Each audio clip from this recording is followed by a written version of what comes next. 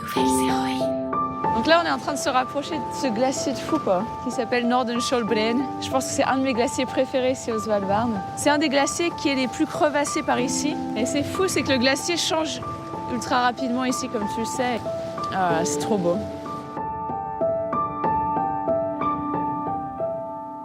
Nouvelles héroïnes. C'est l'histoire d'une fille née au cœur des Alpes, dans un petit village tout droit sorti du livre Heidi. Ça tombe bien, car notre nouvelle héroïne s'appelle Heidi. Coïncidence ? Tu le découvriras par toi-même. Heidi est une petite fille émerveillée par la nature qui l'entoure. Et de cet émerveillement naîtra une vocation, celle d'éveiller les consciences et les mettre en action pour sauver les glaciers, sauver la vie sur Terre, sauver nos vies. Salut toi, je suis Céline Steyer, celle qui murmure à tes oreilles des récits d'aventures insolites, d'engagement féministe et de dépassement de soi à travers des histoires vraies de femmes qui ont osé faire de leurs rêves une réalité.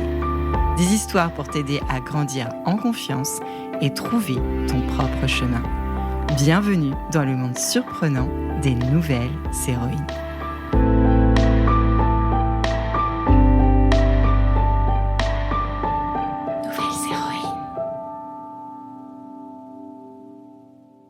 Il était une nouvelle héroïne, Heidi. Heidi comme Heidi des montagnes. Heidi, petite fille des montagnes. C'est exact. Heidi doit son prénom à cette Heidi qui a bercé mon enfance et celle de tes parents. La maman de Heidi était bibliothécaire. Alors tu penses bien que les livres, avec ou sans poussière, elle aimait ça, et particulièrement celui de cette héroïne des montagnes suisses. La Heidi de notre histoire a grandi dans le village de Gruffy. Gruffy, mais ce pourrait être un nom de Yéti, non ? Sans doute. Pourtant, c'est un village niché au pied de la montagne du Semnoz, en Haute-Savoie, peuplé de 400 fontaines et autant d'habitants. 400 fontaines ? Ben oui, il faut bien ça. Chaque maison bénéficie d'eau de source qui coule tout naturellement de la montagne.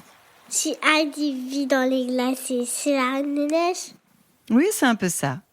Le matin, libérée délivrée de son sommeil, au saut du lit et avant que le soleil ne chauffe les cimes des massifs environnants, Heidi se dépêche de sortir de la maison pour aller explorer la nature.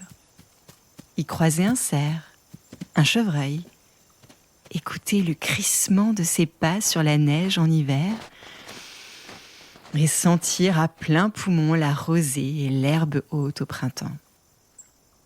Sa maman ne s'étonne guère des escapades buissonnières de sa fille avant de rejoindre les bancs de l'école.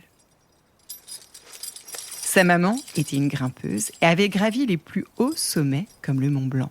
Elle avait décidé de raccrocher les crampons après avoir vu tomber sous ses yeux un compagnon alpiniste. Heidi grandit dehors, entourée de cette nature foisonnante. Et dedans, parmi les livres dont les couvertures qui jalonnaient l'imposante bibliothèque du salon, lui faisaient des appels du pied de la montagne. Quand elle ne court pas dans les hautes herbes, Heidi apprend la table des matières derrière son bureau d'écolière avec un 20 sur 20 en timidité. Dès que la cloche retentit pour sonner l'ami du midi, Heidi embarque ses copains dans une exploration émerveillée. Sa mission préférée ? Construire des cabanes. Dans cette nature qu'elle connaît par cœur, Heidi Nature mène la danse. Encore plus petite que pas trop grande, Heidi s'en va régulièrement en vacances chez sa grand-mère, dans un village alpin voisin, La Clusaz. Sa grand-mère habite dans un chalet perché à 1300 mètres d'altitude. Et pour y accéder, pas question de garer la voiture après le portail.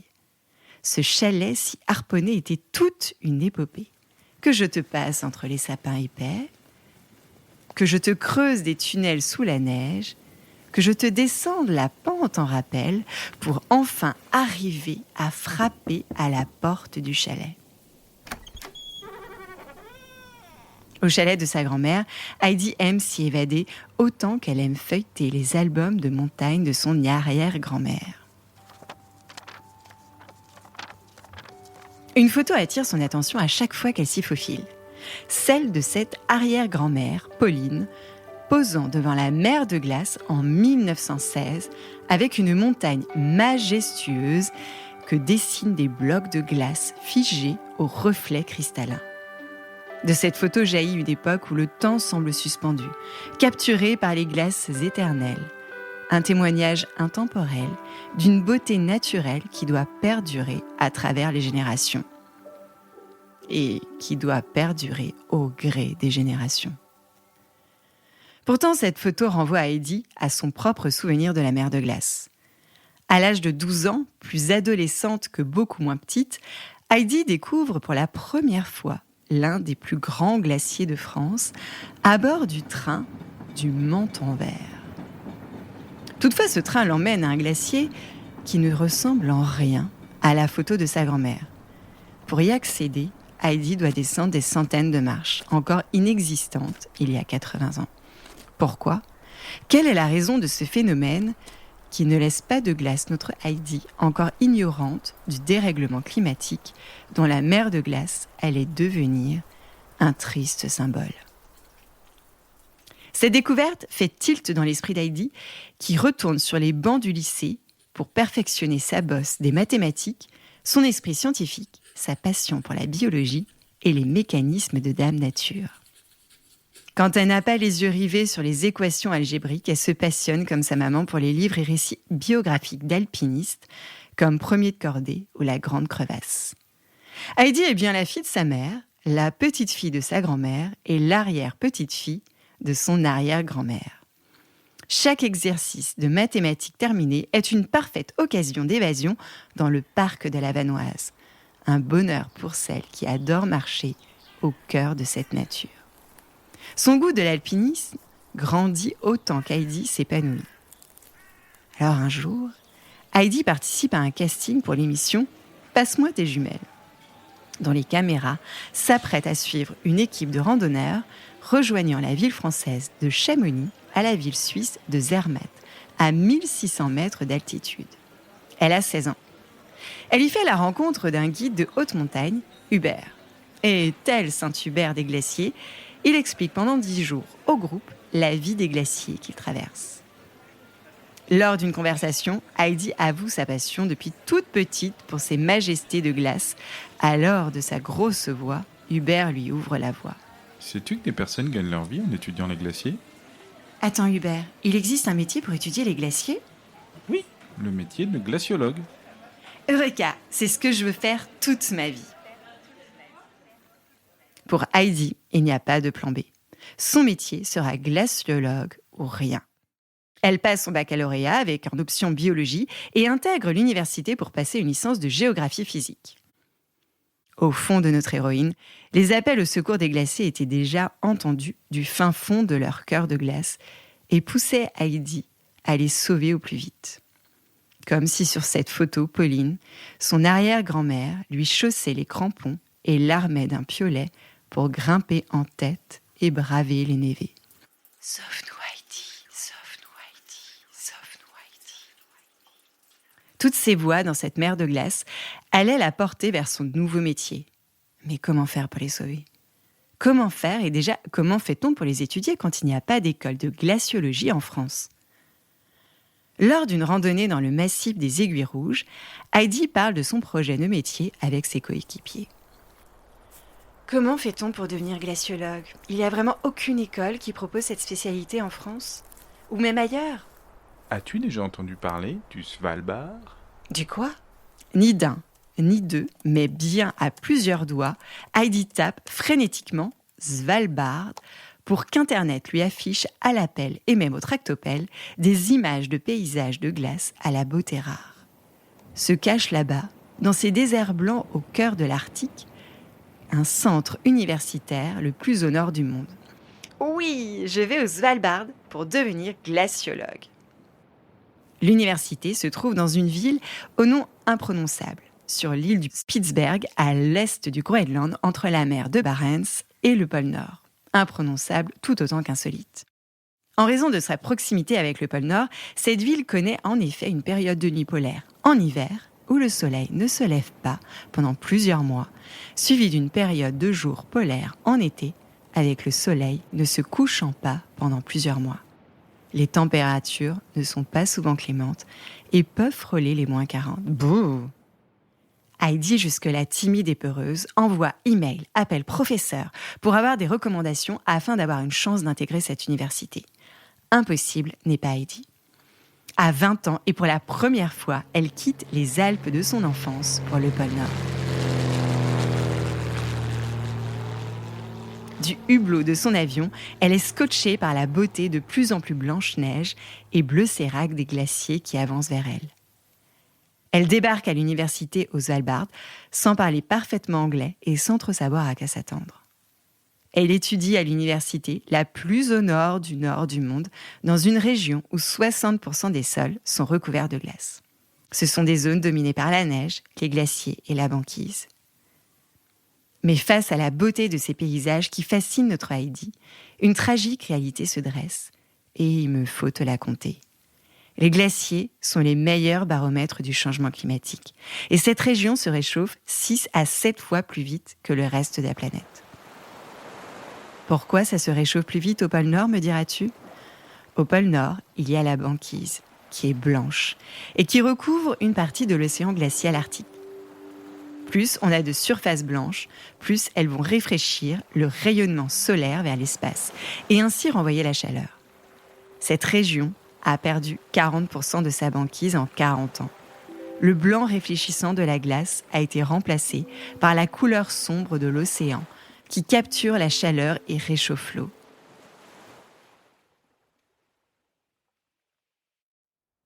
Quand Heidi arrive à l'université, l'ambiance est plus polaire qu'à l'auberge espagnole. Elle doit se préparer à vivre dans des conditions extrêmes et dangereuses.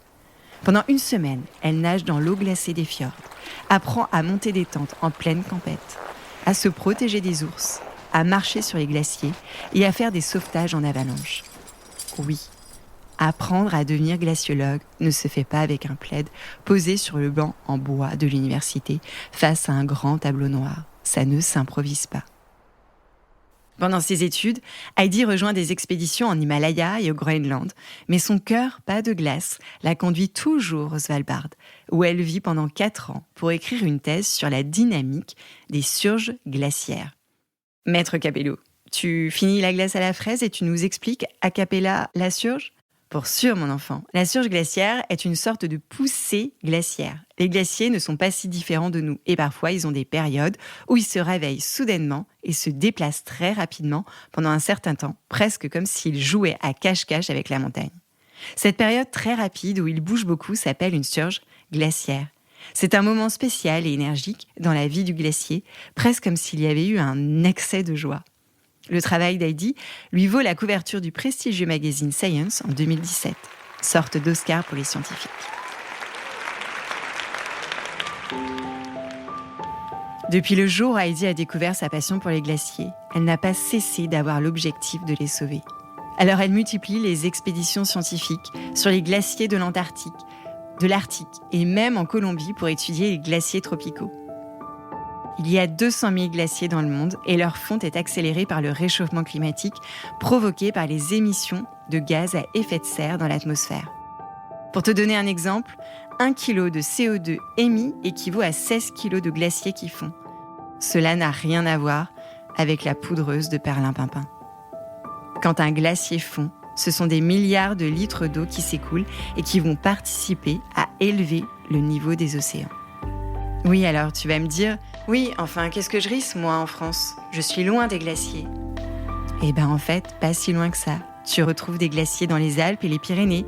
Les glaciers sont la première source d'eau potable. 3,5 milliards d'humains sur Terre dépendent de cette eau.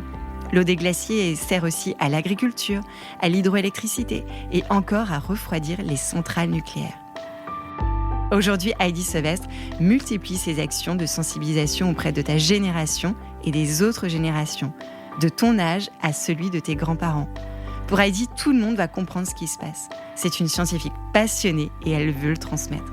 Elle part chaque année en expédition avec d'autres scientifiques pour enrichir la documentation et s'inviter à la table des décideurs politiques pour bouger les lignes. Elle a une chronique à la radio et est présentatrice de plusieurs reportages, notamment pour le National Geographic. Alors, chère nouvelle héroïne, entre deux voyages, entre la COP28 et le Svalbard, Heidi m'a laissé ce message pour toi sur mon répondeur. J'aimerais pouvoir dire à la jeune génération que c'est vraiment en sortant de sa zone de confort que la magie opère. Moi, quand j'étais petite, j'étais une jeune fille très timide. J'osais à peine aller à la boulangerie pour acheter du pain. Et c'est à partir du moment où on m'a un peu bousculée, où on m'a offert l'opportunité de sortir de mon petit cocon, que je me suis rendu compte que finalement, toutes les barrières que j'avais, elles étaient surtout dans ma tête, quoi. Et donc, je leur souhaite d'oser rêver, d'avoir l'audace de rêver grand et de sortir de leur zone de confort.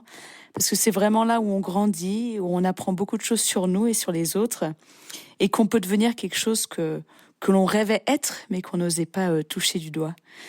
Je leur souhaite aussi de continuer à nous bousculer, nous les adultes, qui n'hésitent vraiment pas à penser un petit peu plus, à nous remettre dans le bon chemin, à remettre en question les choses telles que nous, les adultes, nous les faisons, surtout par rapport au climat et au changement climatique et la biodiversité. On a vraiment besoin des jeunes pour nous dire les choses que l'on fait bien, les choses que l'on fait pas bien, et que j'espère aussi que l'on puisse continuer à travailler ensemble. La lutte contre le changement climatique, elle ne se fera pas toute seule. Aujourd'hui, elle divise beaucoup les générations entre elles. On oppose souvent, les adultes, des jeunes, des enfants, des adolescents, alors que finalement, c'est en travaillant tous ensemble qu'on va y arriver. Donc, je leur souhaite de continuer en tout cas à nous bousculer, mais aussi de nous tendre la main et qu'on puisse avancer tous ensemble.